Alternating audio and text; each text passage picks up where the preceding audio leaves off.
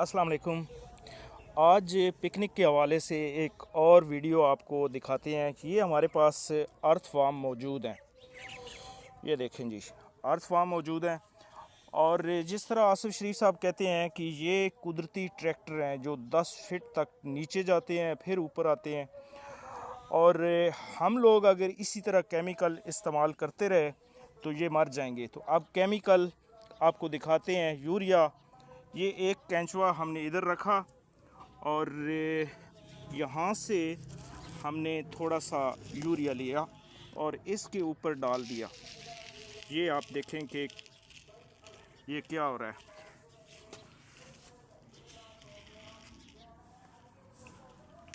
ये तकरीबन 20 सेकंड में ये मर जाएगा।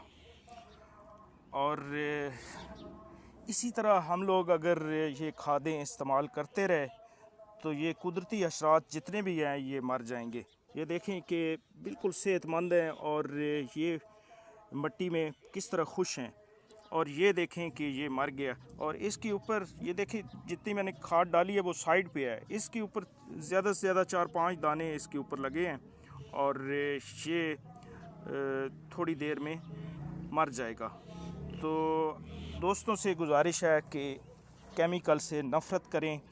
अब देखें कि 1 मिनट और 30 सेकंड हो चुके हैं और ये केंचुआ जो है ये मर गया है।